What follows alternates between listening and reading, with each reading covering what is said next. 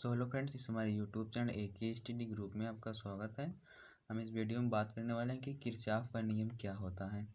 Kirchhoff ने 1842 ईस्वी में दो नियम दिए थे, जिसके आधार पर हम किसी भी जटिल परिपथ में प्रवाहित होने वाली धारा का मान ज्ञात कर सकते हैं।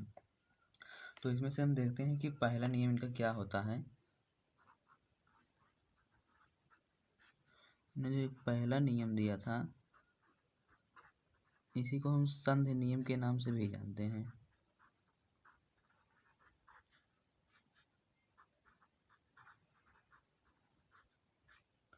या तो इसी को धारा नियम भी बोलते हैं अथवा धारा नियम।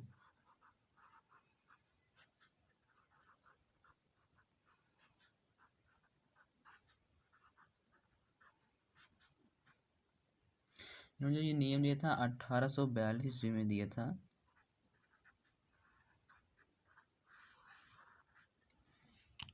इसमें क्या बताया कि इन्होंने, जैसे मान लो अगर कोई एक तार दिया, जैसे एक तार ऐसे आया है, एक तार इस तरह से आया है, यहाँ दोनों मिल गए और यहाँ से मान लो तीन जगह ऐसे चले गए हैं, ये एक परिपथ हो गया।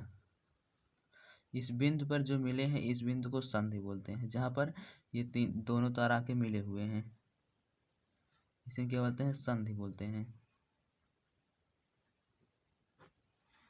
और यहाँ से ये तीन जगह बट गया है।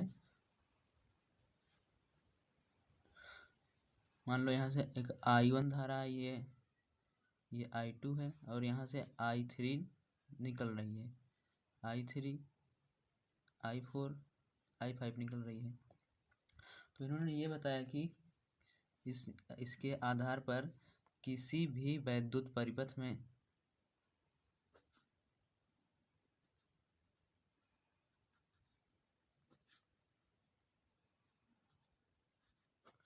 किसी भी वैद्युत परिपथ के किसी संधि पर, मान लो ये संधि हो गई,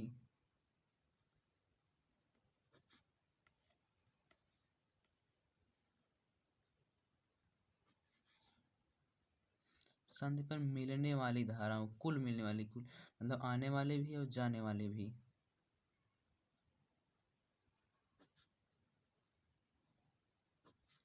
मिलने वाली धाराओं का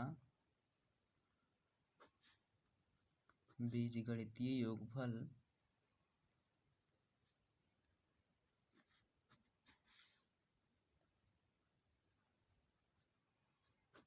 सदैव शून्य होता है।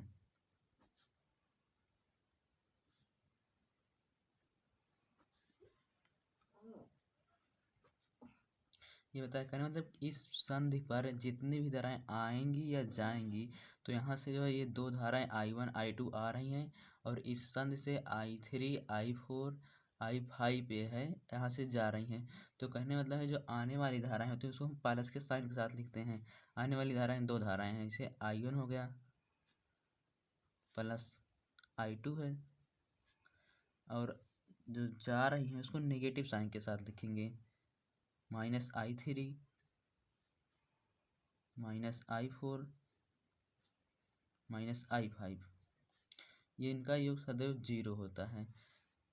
अर्थात हम क्या करेंगे, इसको अगर पक्षांतर कर देंगे, I1 प्लस I2 बराबर I3 plus I4 plus I5 हो जाएगा। मतलब कि जो इस संधि पर आने वाली धाराएं I1 प्लस I2 उसी के बराबर होंगी, चाहे जितनी धाराएं यहाँ से निकलेंगी। तो I3 I4 I5 निकली है, तो इसके बराबर ही होगा। तो इसको हम क्या बोलते हैं कि सिग्मा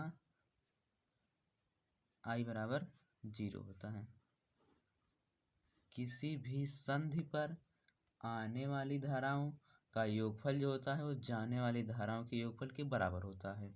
ये इन्होंने नियम दिया था, किसी भी वैद्युत परिपथ के संधि पर मिलने वाली धाराओं का, ये धाराएं I1 और I2 और ये आ रही हैं, तो ये जा रही आने वाली धाराओं को प्लस साइन के साथ लिखते हैं, जाने वाली धाराओं को माइनस साइन के साथ लिखते हैं।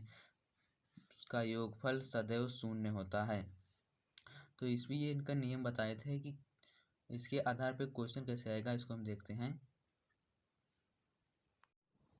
एग्जाम में एक प्रश्न बहुत पूछा जाता है कि जो किरचॉफ का पहला नियम था, मतलब धारा नियम था, वो किस संरक्षण पर आधारित होता है। तो जो इनका पहला नियम है, ये आवेश संरक्षण के व्यक्त को व्यक्त करता है। आवेश संरक्षण के आधार पर ये नियम बताया गया है, अर्थात यह जो धारा नियम है आवेश संरक्षण को व्यक्त करता है। ये बहुत पूछा जाता है एग्जाम में कि इनका जो है जो धारा नियम दिए थे ये किस संरक्षण पर आधारित, तो ये आवेश संरक्षण के नियम को व्यक्त करता है। जैसे मान लो अगर कोई तार, एक तार ऐसे आया है, एक तार इस तरीके से आया है और एक तार इस तरीके से आया, और यहाँ से ये बट गए तीन,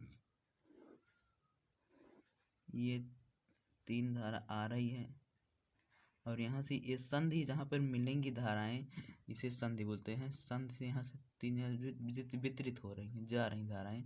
मान लो ये 2 एम्पियर हो गया, ये 3 एम्पियर हैं, और बताएं कि ये 4 एम्पियर निकल रही है यहाँ से 4 एम्पियर, और ये जो है 1 एम्पियर है और ये 3 एम्पियर है। तो इसका धारा का मान क्या है, जो ये धारा है आई का मान ज्ञात करना है। तो हम जानते हैं किसी संधि पर आने वाली धाराओं का मान जो होता है और जाने वाली धाराओं के योगफल के बराबर होता है। तो आने वाली धारा क्या है, 2 एम्पियर है, 2 है प्लस में और 3 है प्लस ये आई भी है, इसका मान जो बराबर होता है जाने वाली धाराओं के। तो जाने वाली धाराएं कौन है, 4 एम्पियर है प्लस 1 एम्पियर है प्लस 3 एम्पियर है। ये 3 2 5 हो गया, 5 प्लस आई बराबर 4, 1 5, 5 3 8, 8। इसको हम उधर भेज देंगे तो आई बराबर क्या हो जाएगा, 8 माइनस 5, आई बराबर 3 एम्पियर हो जाएगा। तो इसका मान आएगा 3 एम्पियर। ये जो धारा आने वाली है ये 3 एम्पियर होगा, इस बराबर जाएगा 3 एम्पियर।